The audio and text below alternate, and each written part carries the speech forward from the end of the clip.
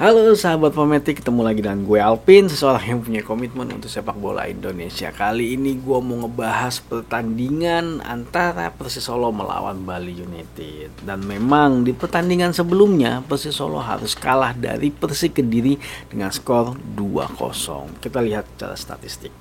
Secara penguasaan bola sebenarnya Persis Solo unggul di angka 52%. Tapi apa? Kesempatan mereka hanya satu kali dalam menciptakan gol, sedangkan Persik Kediri timpang sekali, yaitu sebanyak 11 kali.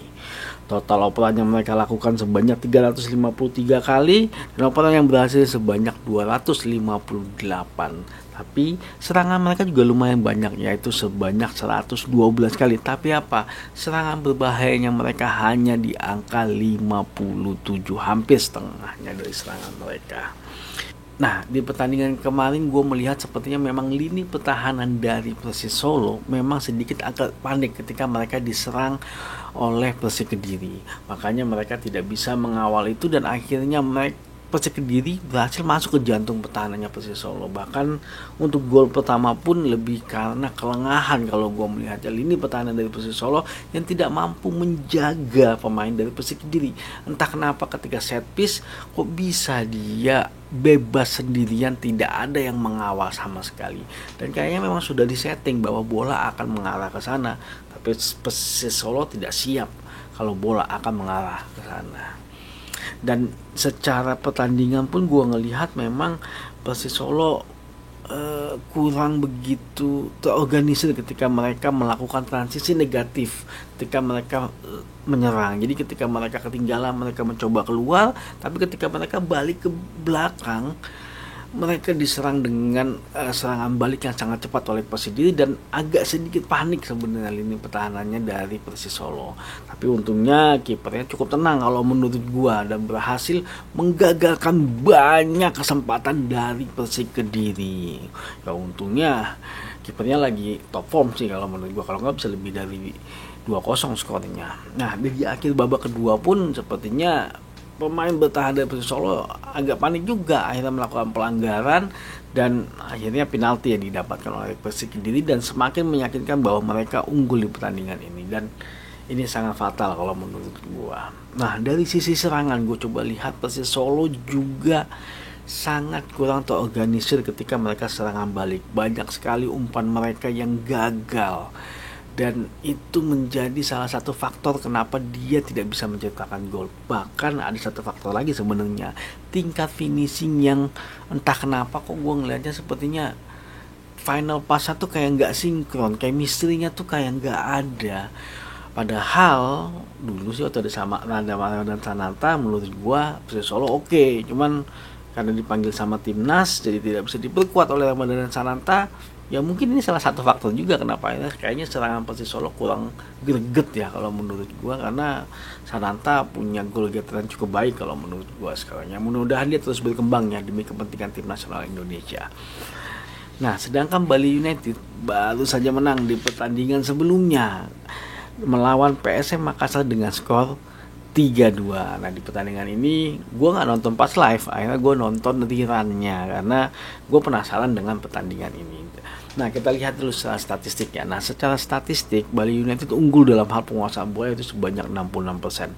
Kesempatan menciptakan gol mereka sebanyak 7 kali, tapi gak beda jauh dengan PSM yang sebanyak 6 kali. Dan tendangan total operannya mereka sebanyak 445 kali. Cukup banyak loh angkanya, 445 kali operan. Dan operan yang berhasil sebanyak 353 kali operan yang berhasil, dan ini cukup baik angkanya kalau menurut gue. Secara serangan dia juga melakukan 111 kali serangan, banyak loh. Dan serangan berbahayanya mereka juga sebanyak 87 kali serangan berbahaya.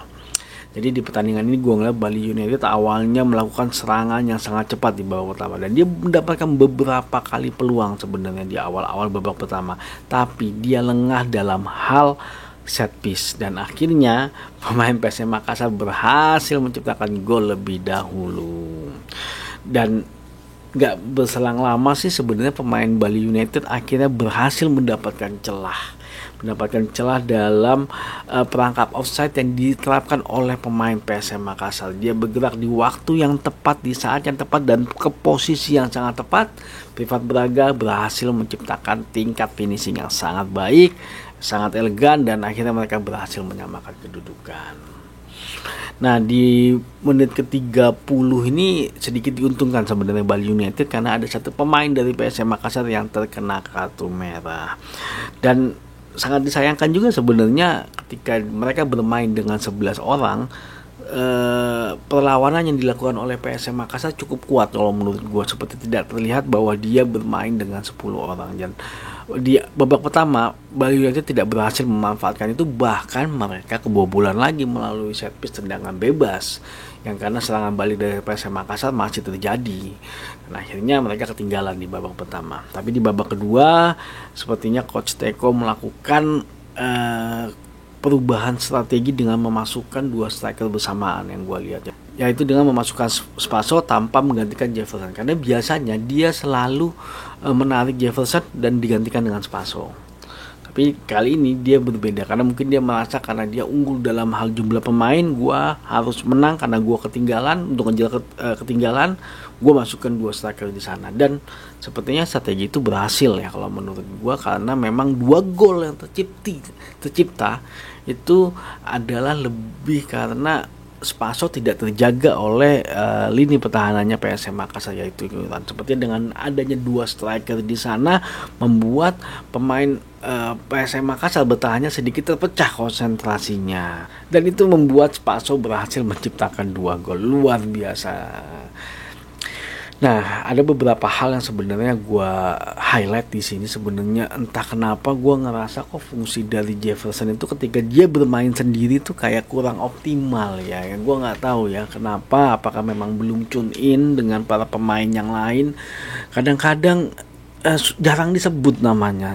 Jarang sekali mendapat bola kalau gue lihat. Tapi ketika Spaso bermain dengan Jefferson sama-sama berdua, jadi agak berubah sih kalau menurut gue ya, tapi nggak tahu, kita lihat nanti strategi kedepannya seperti apa dari Coach Teko. Nah, balik lagi ke pertandingan antara Persis Solo melawan Bali United. Persis Solo akan bermain di kandang.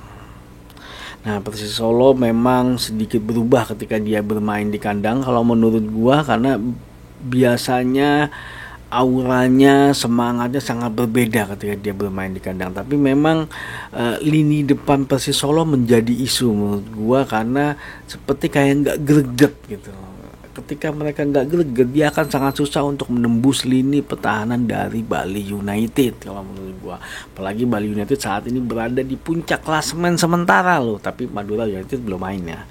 Nah, dia berada di puncak klasemen sementara dan semangat mereka lagi bagus kalau menurut gua untuk bisa menjadi juara lagi di Liga 1 BRI. Tapi memang Bali United bukannya nggak ada kelemahan sih kalau menurut gue. Buktinya PSM Makassar berhasil menjebol gawangnya Bali United, bahkan dengan 10 pemain pun Bali United tidak terlihat superioritasnya terhadap PSM Makassar. Dan kita lihat nanti seperti apa perubahan yang terjadi baik dari 2 klub ini. Apakah akan ada kontra strategi atau jangan-jangan Bali United akan memasang satu line up 2 striker, berubah formasi ya, kita nggak tahu, karena pasti akan dievaluasi pertandingan mereka sebelumnya dan akan dipakai untuk di game plan selanjutnya. Tapi kita lihat seperti apa hasilnya. Oke, terima kasih udah nonton video ini. Jangan lupa saksikan terus berita mengenai sepak bola Indonesia di channel ini. Maju sepak bola Indonesia, Indonesia juara.